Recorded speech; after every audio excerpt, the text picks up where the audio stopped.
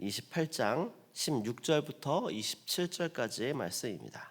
제가 가진 성경으로는 구약 694페이지에 있습니다.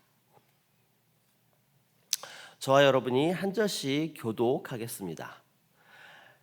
그때에 아하스 왕이 아수르 왕에게 사람을 보내어 도와주기를 구하였으니 이는 에돔 사람들이 다시 와서 유다를 치고 그의 백성을 사로잡았으며 블레셋 사람들도 유다의 평지와 남방 성읍들을 침노하여 베스메스와 아얄롯과 그데롯과 소고 및 그 주변 마을들과 딥나 및 그 주변 마을들과 김소 및 그 주변 마을들을 점령하고 거기에 살았으니 이는 이스라엘 왕 아하스가 유다에서 망령되이 행하여 여호와께 크게 범죄하였으므로 여호와께서 유다를 낮추심이라.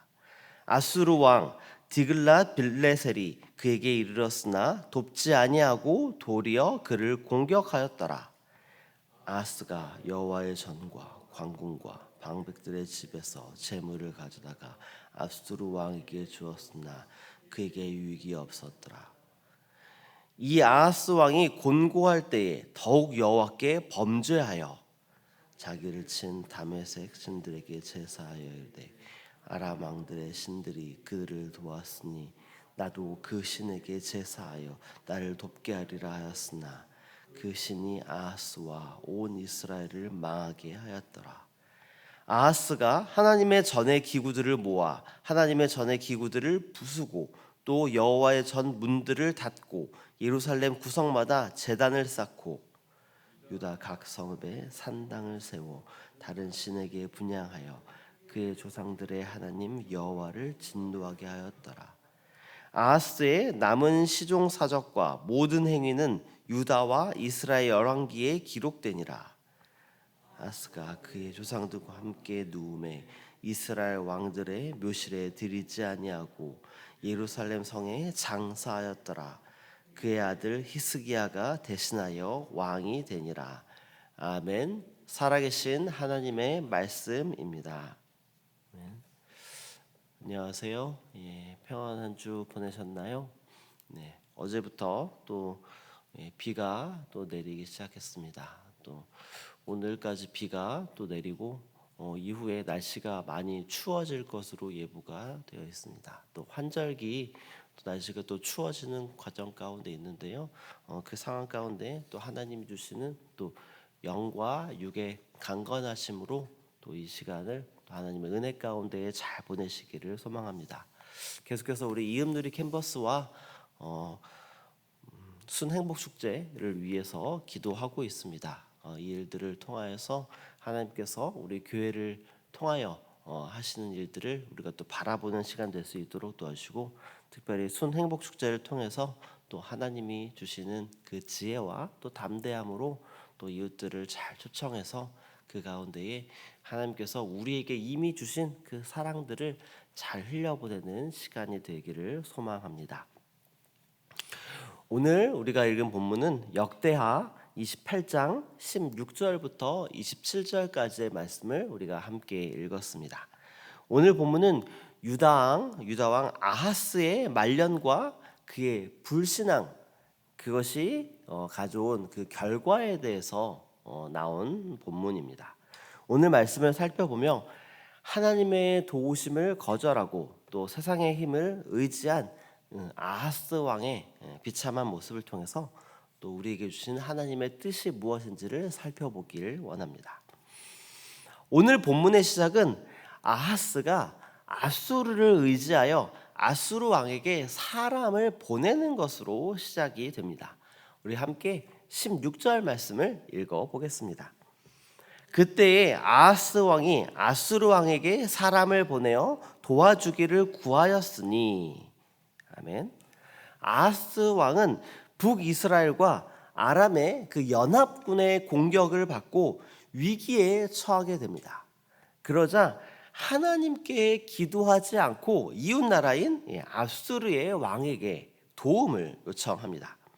그리고 북이스라엘과 아람 연합군의 공격을 받고 아수르에게 도움을 청하는 그 순간 아하스 왕에게는 또 다른 어려움이 발생합니다. 그것은 에돔 사람들이 유다를 다시 공격하여 백성들을 포로로 잡아가는 일들이 발생하고, 또 설상가상으로 블레셋 사람들도 나타나 서쪽 경사지와 남쪽의 여러 마을들을 점령하는 그 일들이 일어나는 것입니다. 아하스에게 이렇게 동시다발적으로 일어나는 어려움에 대해서 오늘 말씀은 이렇게 설명하고 있습니다. 우리 함께 19절 말씀을 읽어보겠습니다. 이는 이스라엘 왕 아하스가 유다에서 망령되이 행하여 여호와께 크게 범죄하였으므로 여호와께서 유다를 낮추심이라. 아멘. 방금 읽은 이 19절 말씀의 의미는 지금 유다 왕 아하스에게 일어나는 모든 어려운 일들은 아하스의 범죄로 인해서 하나님께서 그를 낮추시기 위해 의지적으로 행하셨다라는 표현입니다. 하나님의 백성인 유다와 유다왕 아하스는 어려움이 생겼을 때에 마땅히 하나님을 의지해야만 했습니다. 그러나 그는 하나님께 기도하지 않았고 또 의지하지 않았습니다. 그리고 하나님을 의지하기보다 이웃 나라인 아수르, 이 나라를 의지하며 이 나라의 도움을 요청하였습니다. 그리고 하나님을 의지하지 않은 인간적인 도움은 결코 그에게 힘이 되지 않고 더 큰 화를 부르게 됩니다. 우리 함께 20절 말씀을 읽어보겠습니다. 아수르 왕 디글랏빌레셀이 그에게 이르렀으나 돕지 아니하고 도리어 그를 공격하였더라. 아멘. 자신을 도와달라고 불렀던 아수르가 그를 돕지 않고 오히려 태세를 전환해서 그를 공격한 것입니다. 약육강식의 세상 속에서 아수르는 결코 약해져가는 그 유다를 도울 뜻이 없었습니다. 이에 대한 분별력을 상실한 아하스는 이것을 전혀 파악하지 못했고, 아수르는 오히려 이 상황을 이용해서 약해진 유다를 공격한 것입니다. 지금 아하스에게 일어나는 모든 어려운 일들은 어리석은 그의 선택과 그리고 또 하나님에 대한 불순종에 기인하는 것입니다. 하나님께 범죄함으로 생기는 어려움과 그리고 그 죄악은 반드시 하나님께 다시 돌아가서 회개하고 하나님의 용서와 은혜를 간구해야만 해결할 수 있습니다.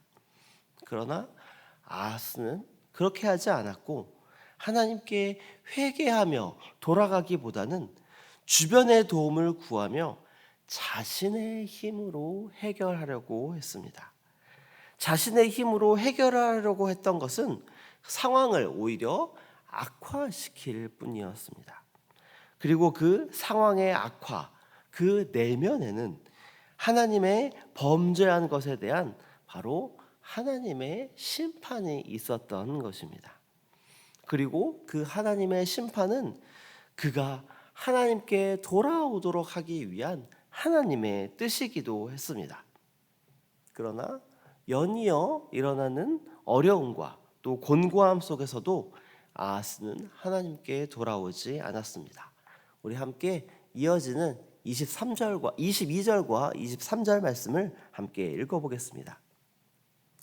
이 아하스 왕이 곤고할 때에 더욱 여호와께 범죄하여 자기를 친 다메섹 신들에게 제사하여 이르되 아람 왕들의 신들이 그들을 도왔으니 나도 그 신에게 제사하여 나를 돕게 하리라 하였으나 그 신이 아하스와 온 이스라엘을 망하게 하였더라.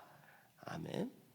아하스는 이 어려움 속에서 하나님께 돌아오기보다는 하나님께 더욱더 범죄하는 것을 택합니다.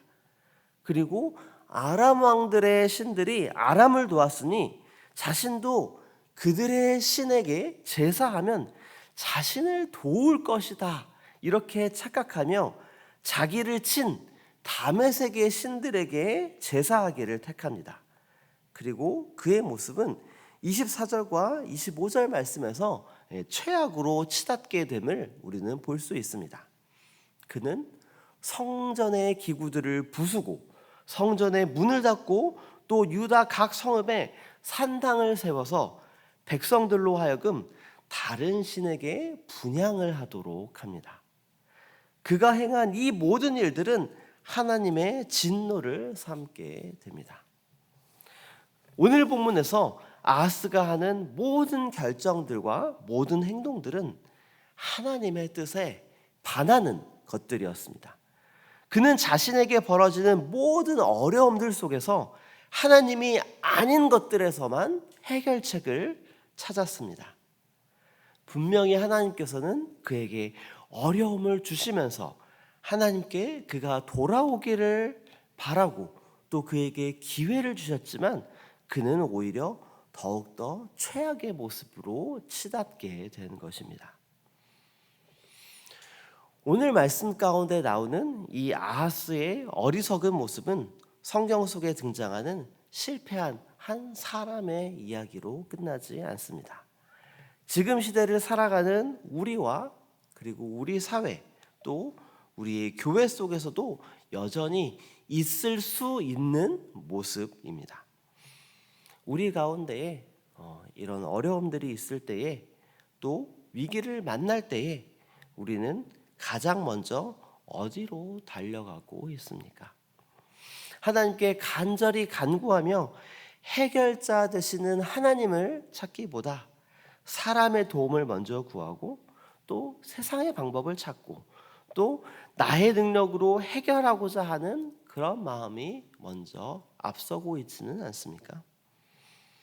분명한 것은 아하스는 하나님께서 세우신 그 민족의 사람이었습니다. 그러나 그의 마음은 하나님을 향하지 않았습니다. 곤고할 때에 하나님을 찾지 않았고 오히려 하나님을 떠나 이방신에게 제사했습니다. 오히려 더 적극적으로 하나님의 성전의 그 기구들을 부수고 성전의 문을 닫고 각 성읍에 산당을 세움으로 말미암아 백성들로 하여금 다른 신에게 분향하도록 종용하였습니다. 그가 행한 모든 일들의 논리는 아람 왕들의 신들이 그들을 도왔으니 나도 그 신에게 제사하면 그들이 나를 도와주겠지, 이것이었습니다. 그러나 결과는 그렇지 않았습니다. 그 신이 아하스와 온 이스라엘을 망하게 하는 결과를 가져왔고 결국에 아하스는 죽음에 이르게 됩니다. 그리고 그는 이스라엘의 그 왕들의 묘실에도 들어가지 못하며 비참하게 삶을 마감한다라고 오늘 말씀은 이야기합니다. 하나님을 떠나 세상의 신, 세상의 원리, 세상의 성공 방식을 따를 때에 그것이 편한 것처럼 보이고 또 그것이 우리를 성공으로 이끌 것처럼 보일 수도 있습니다. 하지만 그렇지 않습니다.